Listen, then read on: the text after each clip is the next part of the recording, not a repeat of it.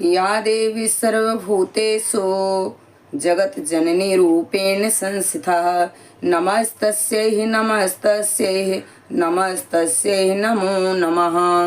या देवी सर्वभूतेषु सरस्वती रूपेण संस्थिता नमस्तस्यै नमस्तस्यै नमस्तस्यै नमो नमः। या देवी सर्वभूतेषु महालक्ष्मी रूपेण संस्थिता नमस्तस्यै नमस्तस्यै नमस्तस्यै नमो नमः। या देवी सर्वभूतेषु महाकाली रूपेण संस्थिता नमस्तस्यै नमस्तस्यै नमस्तस्यै नमो नमः। या देवी सर्वभूतेषु नवदुर्गा रूपेण संस्थिता नमस्तस्यै नमस्तस्यै नमस्तस्यै नमो नमः। जय माता दी दोस्तों, मैं सरिता उपाध्याय सरिता ज्ञान गंगा में आप सभी का स्वागत करती हूँ। आइए हम माता रानी के चरणों में प्रणाम करते हुए कीलक स्तोत्र का पाठ प्रारंभ करें। श्री मार्कंडेय ऋषि बोले, मैं उन भगवान सदाशिव को नमस्कार करता हूँ जिनके 3 दिव्य नेत्र हैं, जिनका शरीर विशुद्ध ज्ञान स्वरूप है, जो मोक्ष प्राप्ति के कारण हैं, अर्ध चंद्रमा जिनके मस्तक पर शोभायमान है, मंत्रों के एवं उत्कीलन आदि को समझकर पाठ करने वाला पुरुष मोक्ष पा लेता है, अतः इसका ज्ञान होना आवश्यक है। सब उच्चाटनादि वस्तुएं इसी स्तोत्र द्वारा पाठ करके सिद्ध होती हैं, और जो इस स्तोत्र का पाठ करके सप्तशती के पाठ मात्र से स्तुति करते हैं, उन्हें देवी जी सिद्ध हो जाती हैं। उच्चाटनाद प्रयोगों में उन पुरुषों को मंत्र, औषधि आदि किसी अन्य साधन की आवश्यकता नहीं पड़ती। बिना जपने के ही सभी उच्चाटनाद सिद्ध हो जाते हैं। क्या समस्त उच्चाटनाद इसी से सिद्ध हो जाते हैं? इस प्रकार की लोगों को शंका हुई।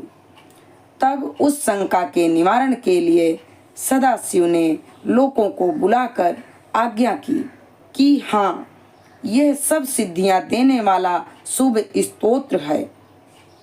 इस चंडिका स्तोत्र को भगवान शंकर जी ने गुप्त कर दिया। इस स्तोत्र के पाठ द्वारा प्राप्त होने वाला पुण्य समाप्त नहीं होता। साधक सभी प्रकार का क्षेम प्राप्त कर लेता है, इसमें कोई भी संशय नहीं है। कृष्ण पक्ष की चतुर्दशी अथवा अष्टमी के दिन एकाग्र होकर जो अपना सब कुछ भगवती के अर्पण करता है और फिर प्रसाद रूपेण ग्रहण कर लेता है, उस पर भगवती प्रसन्न होती हैं, अन्यथा नहीं। इसी रूप के कीलक द्वारा महादेव जी ने इसे भी कीलन कर दिया है। जो इसके द्वारा सप्तशती का निष्कीलन करके स्पष्ट होकर नित्य पाठ करता है, वह सिद्ध हो जाता है। देवी जी का गण एवं गंधर्व होता है। यह कहीं भी घूम रहा हो, उसे कोई भी भय नहीं होता, न उसे अकाल मृत्यु होती है। देहांत होने पर मोक्ष पाता है। इसलिए इस कीलक स्तोत्र को समझकर तथा उसका उत्कीलन करके पाठ करना उचित है। जो इस प्रकार नहीं करता, उसका नाश होता है। तभी तो बुद्धिमान इसे समझकर ही उत्कीलन से संपन्न स्तोत्र का पाठ आरंभ करते हैं। जो कुछ भी रमणियों में सौंदर्य, सौभाग्य आदि दिखाई देते हैं, वे सब के सब श्री देवी जी के कृपा के फल हैं। इसी कारण इस शुभ स्तोत्र का पाठ सदा करते रहना चाहिए।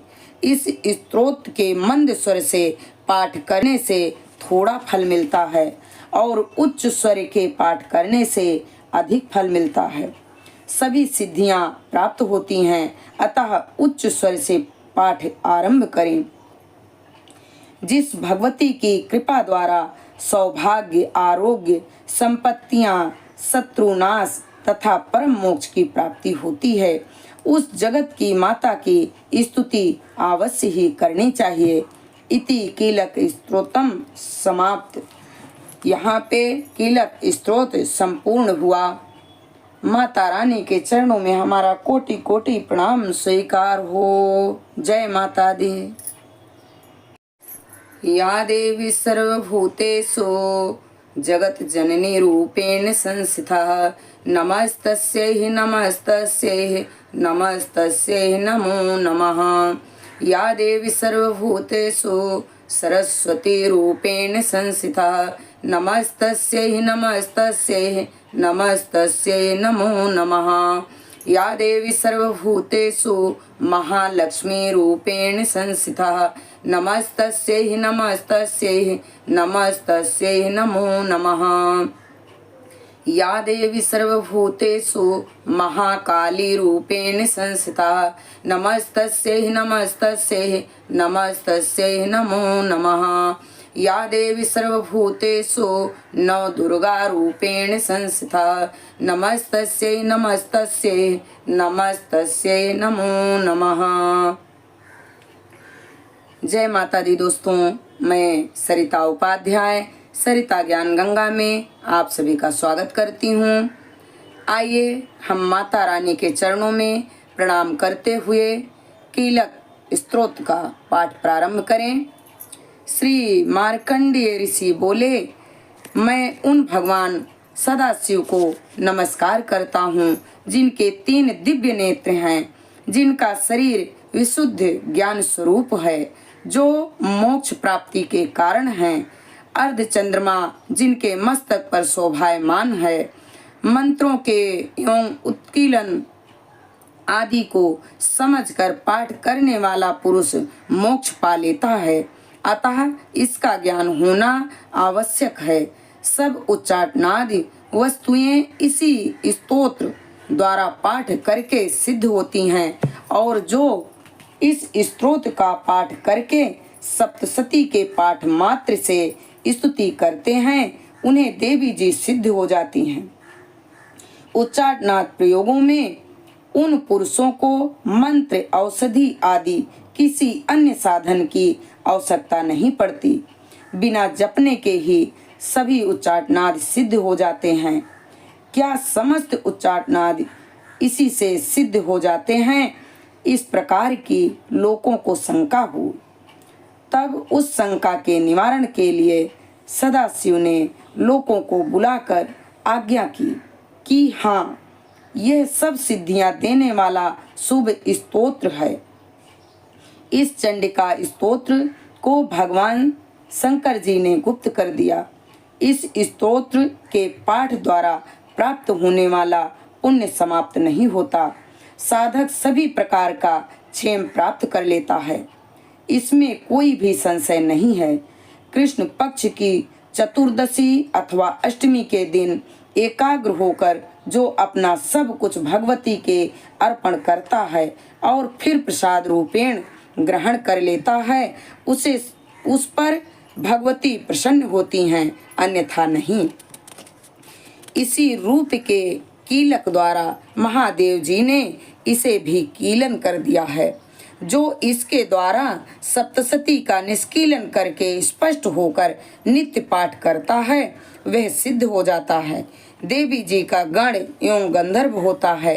यह कहीं भी घूम रहा हो, उसे कोई भी भय नहीं होता, न उसे अकाल मृत्यु होती है। देहांत होने पर मोक्ष पाता है।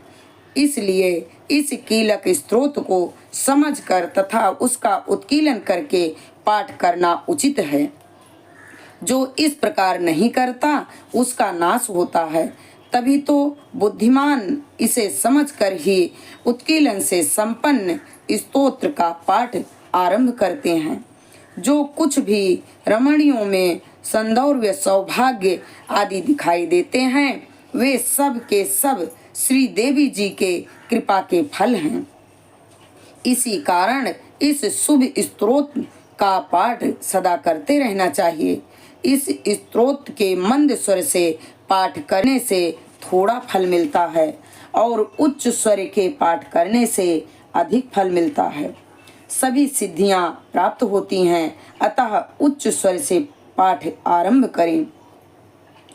जिस भगवती की कृपा द्वारा सौभाग्य, आरोग्य, संपत्तियां, शत्रुनाश तथा परम मोक्ष की प्राप्ति होती है, उस जगत की माता की स्तुति अवश्य ही करनी चाहिए। इति कीलक स्तोत्रम समाप्त। यहाँ पे कीलक स्तोत्र संपूर्ण हुआ। माता रानी के चरणों में हमारा कोटि कोटि प्रणाम स्वीकार हो। जय माता दी।